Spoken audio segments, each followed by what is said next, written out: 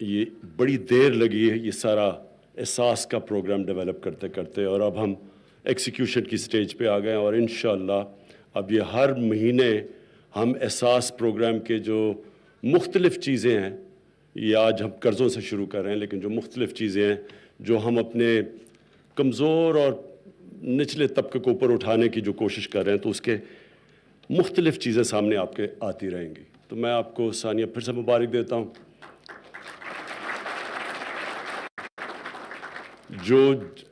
جنہوں نے بھی پارٹنر کیا ہمارے ساتھ اس پروگرام میں آپ سب کا شکریہ ادا کرتا ہوں۔ اور شفقت، یہ جو پارٹنرشپ ہے یہ سارا ایک انٹیگریٹڈ پروگرام ہے کہ اس میں سب کچھ انٹر کنیکٹڈ ہے۔ ہم جو غربت کو جو اب ہم انشاءاللہ پہلی دفعہ پاکستان کی تاریخ میں ایک پوری طرح غربت کم کرنے کے لیے جو پورا پروگرام لے کے آ رہے ہیں، منسٹری کا کوئی نہ کوئی رول ہوگا اس میں۔ ایجوکیشن منسٹری کا ٹیکنیکل ایجوکیشن میں کہ ہنر سکھائیں ہمارے نوجوانوں کو۔ ہمارا اس وقت 60% پاکستانی 30 سال کی عمر سے کم ہے۔ یہ ہماری ایک بہت بڑی انشاءاللہ فورس بنے گی اگر ہم ان کو ہنر سکھا دیں، اگر ہم ان کو قرضے دے کے چھوٹے بزنس مین بنا دیں، اگر ہم ان کو موقع دیں کہ یہ اپنے آپ کو اوپر لے آئیں، تو یہی جو ہماری آبادی ہے جس کا اس وقت بوجھ پڑا ہوا ہے ملک کے اوپر، یہی اس ملک کو اوپر اٹھا دے گی۔ لیکن جو مجھے آج سب سے بڑی خوشی ہے وہ یہ ہے کہ دیکھیں، میں نے جب 18 سال کی عمر میں تھا تو پہلی دفعہ برطانیہ گیا۔ اگر میں وہاں نہ جاتا تو مجھے یہ پتہ ہی نہیں چلنا تھا کہ فلاحی ریاست ہوتی کیا۔ اور جب میں نے جا کے دیکھا کہ انسانیت کیا ہوتی ہے، مجھے افسوس سے یہ کہنا پڑتا ہے کہ وہ ملک جو اسلام کے نام، واحد ملک اسلام کے نام پہ بنا تھا، اور وہ ملک کے اندر مجھے انسانیت نہیں نظر آئی، لیکن اس ملک میں نظر آئی جن کو ہم مسلمان نہیں کہتے۔ اور وہاں انسان کی قدر، ڈگنیٹی آف مین، انسان کی عزت دیکھی میں نے، بلکہ مجھے افسوس سے کہنا پڑتا ہے کہ میں نے جانوروں کا وہاں بہتر حال دیکھا جو ہم اپنے انسانوں کا نہیں کرتے۔ اور ہم پھر آہستہ آہستہ تب تو مجھے اپنی دین کا اتنا پتہ نہیں تھا، لیکن آہستہ آہستہ جب میں نے اپنی دین کے قریب بھی گیا، اور پھر میں نے تاریخ پڑھی اپنی۔ ہمیں بچپن میں قرآن تو پڑھا دیتے تھے، ہمیں پتہ ہی نہیں تھا کہ قرآن کے اندر کیا ہے۔ مجھے زیادہ جس انگلش میڈیم میں پڑھا تھا، مجھے تو زیادہ تاریخ برطانیہ کی زیادہ تاریخ پڑھی تھی، مجھے تو اپنے دین کی تاریخ یا اسلامک ہسٹری مجھے پتہ ہی نہیں تھا۔ تو آہستہ آہستہ جب میں نے اسٹڈی کیا تو میں اس نتیجے پہ پہنچا کہ وہاں زیادہ تر چیزیں جن کو میں اپریشیٹ کر رہا تھا، وہ تو نبی صلی اللہ علیہ وسلم نے مدینہ کی ریاست میں ساری چیزیں، یہ ساری کوالٹی اس ریاست میں تھی، بلکہ دنیا کی تاریخ کی پہلی فلاحی ریاست تو ریاست مدینہ تھی۔ اور پھر میں نے اور اس کو اسٹڈی کیا، اور میں نے ریئلائز کیا کہ ہمیں کہیں بھی یہ پڑھایا نہیں گیا، یا میں نے کبھی کسی جمعے کے خطبے میں یہ نہیں سنا کہ جو ریاست مدینہ تھی وہ ماڈرن سٹیٹ تھی۔ ہم کہتے ہیں جی بڑی، میں کئی دفعہ سنتا ہوں کہ جی پرانی چیزیں ہیں، وہ جی آؤٹ ڈیٹ ہو گئی، پرانی ہیں، آج کی بات کریں۔ جتنا جو بھی کانسیپٹ مدینہ کی ریاست میں تھا وہ ماڈرن کانسیپٹس تھے، سارے آپ کانسیپٹس دیکھ لیں کہ پروگریسو ٹیکسیشن، پیسے والوں سے ٹیکس لے کے ان کے اوپر خرچ کیا جو کمزور طبقہ تھا۔ ریاست میں احساس تھا، یہ سب سے امپورٹنٹ چیز سمجھنے کی ہے۔ ہمارے جب سے پاکستان بنا ہے ہمارے لوگوں میں احساس ہے، لیکن ریاست میں کبھی نہیں رہا۔ لیکن ریاست مدینہ میں احساس تھا کمزور طبقے کا، پہلی دفعہ ریاست، اور غریب تھے، پیسے نہیں تھے، ریسورسز نہیں تھی، دو سپر پاورز تھے، پرشین اور رومن ایمپائر دونوں طرف، یہ تو بالکل غریب ترین لوگ تھے۔ لیکن احساس، ایک ریاست میں احساس آیا کہ کہ اس کی ذمہ داری ہے کمزور طبقے کی. جو جانوروں کا اور انسان کے معاشرے میں فرق ہی ایک ہے کہ جانوروں کے معاشرے میں احساس نہیں ہے, سروائیول آف دا فٹسٹ ہے, مائٹ از رائٹ ہے, جو طاقتور ہے وہ سب کچھ کر سکتا ہے, کمزور ہے اس کی کوئی حیثیت ہی نہیں ہے جانوروں کے معاشرے میں. انسان کا معاشرہ فرق ہی ہے کہ ادھر دو چیزیں ہوتی ہیں, انصاف اور انسانیت. اور وہ جو مدینہ کی ریاست میں سرکار مدینہ نے جو احساس لوگوں میں ڈالا, یہ سب سے امپورٹنٹ چیز ہے. دیکھیں میں لوگوں کو بار بار سمجھاتا ہوں کہ ہم نماز میں 5 وقت کی نماز میں صرف ایک چیز مانگتے ہیں کہ اللہ ہمیں ان کے راستے پہ لگا جن کو تو نے نعمتیں بخشی. ہم راستہ مانگتے ہیں. یہ پلیز انڈرسٹینڈ کریں, یہ بڑا امپورٹنٹ کانسیپٹ ہے. لوگوں کو اس چیز کی سمجھ نہیں آتی. ہم یہ نہیں کہتے کہ ہم ان کی منزل پہ پہنچا دیں جن کو تو نے نعمتیں بخشی, ان کے راستے پہ لگا.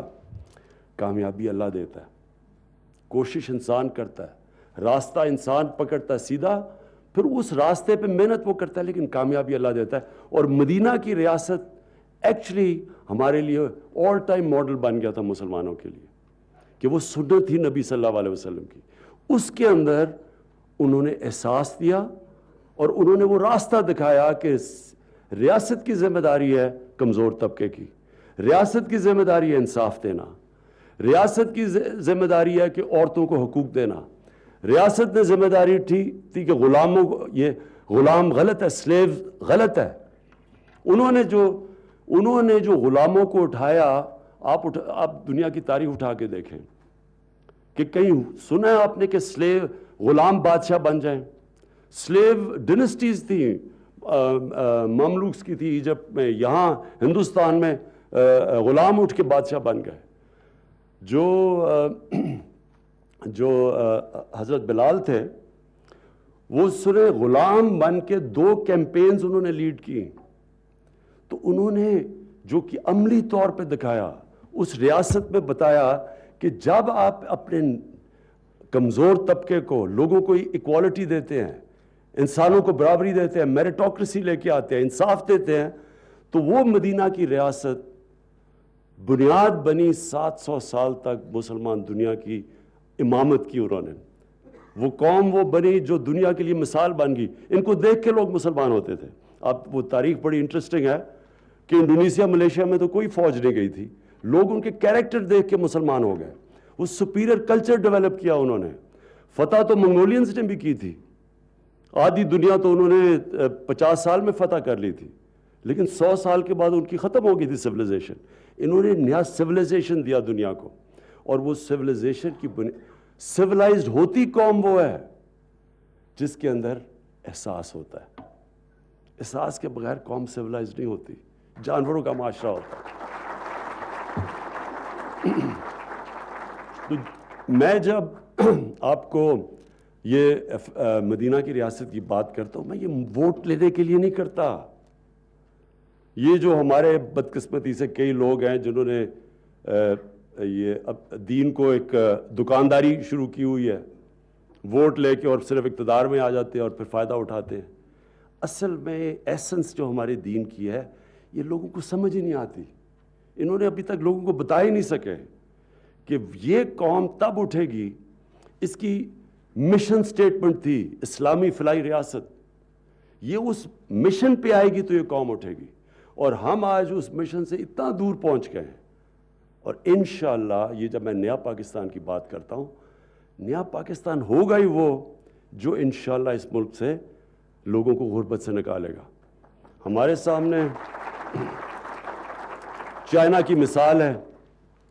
چائنا کو اگر آپ صحیح معنی میں اسٹڈی کریں تو ایکچولی انہوں نے وہ کام کیا جو مدینہ کی ریاست میں سرکار مدینہ نے جو پرنسپلز بنائے تھے. انہوں نے کیا کیا؟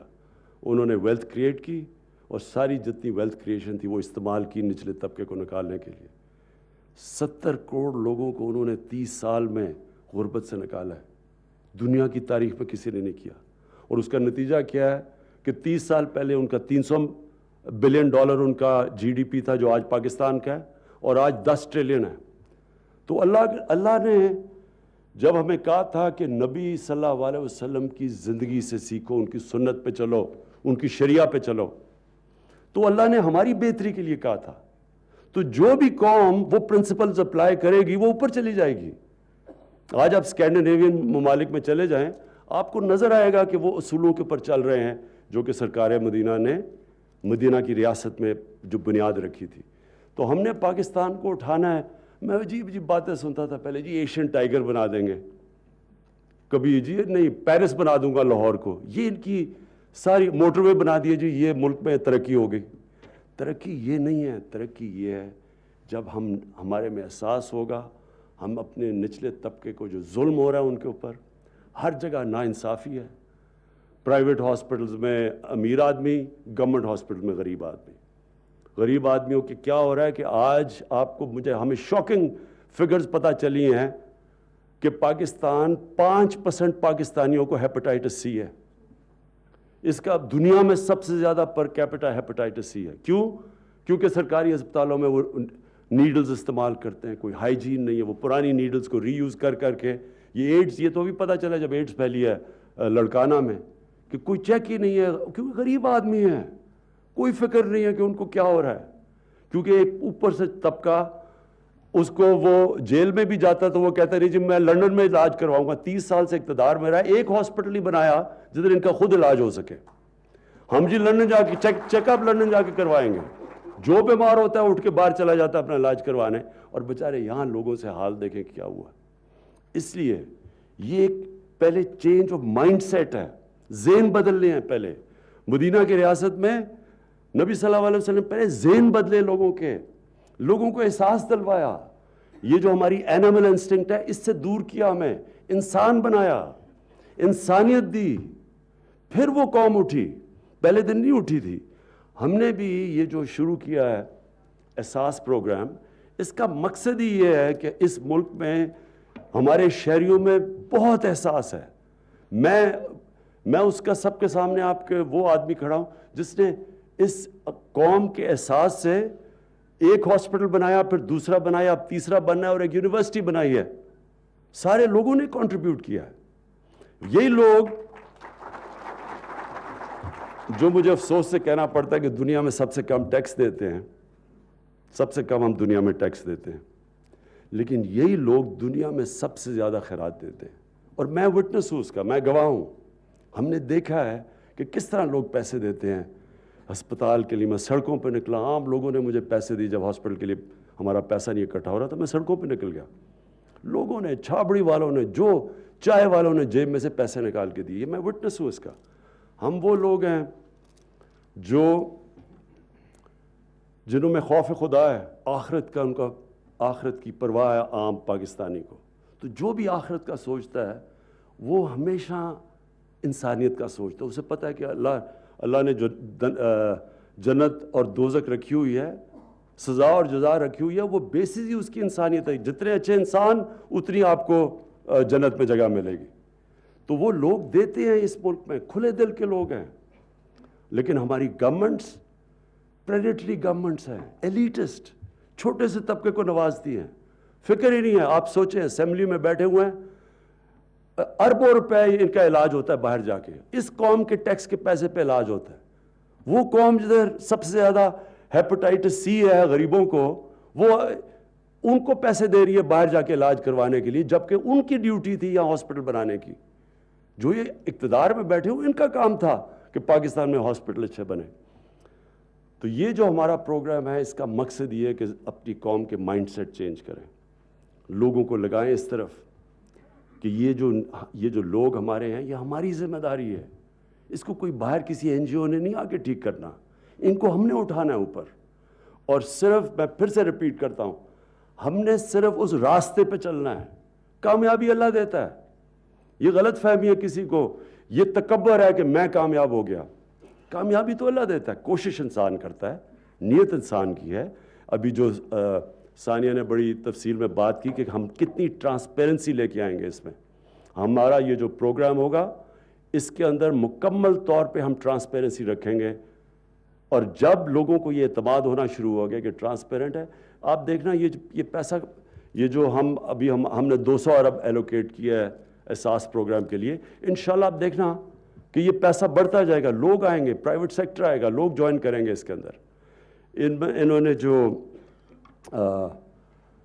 جو دوسری بات کی, 42 بلین اور 50 کروڑ ہم اس پہ دے رہے ہیں قرضوں میں, اور آج 490 لوکیشنز میں انشاءاللہ ہم 82 کتنے لوگوں کو 82,000 لوگوں کو ہم آج قرضے سود کے بغیر دے رہے ہیں. یہ آپ کی انشاءاللہ یہ جو پروگرام آپ کا آغاز کیا, یہ ہمارے اس طبقے کے لیے جو کہ جن کے پاس کوئی ایکسیس نہیں ہے, اور ہمارے افسوس ہے ہمارے بینکس بھی کمزور طبقے کو قرضے نہیں دیتے, اور یہ جو ہم دیتے بھی ہیں مائکرو کریڈٹ, اس کی اتنی زیادہ اس کے اوپر سود دینا پڑتا ہے کہ وہ بڑا مشکل ہوتا ہے لوگوں کو ریٹرن کرنے کے لیے. لیکن جو ہم نے آج یہ آغاز کیا ہے انشاءاللہ اللہ اس میں برکت ڈالے گا.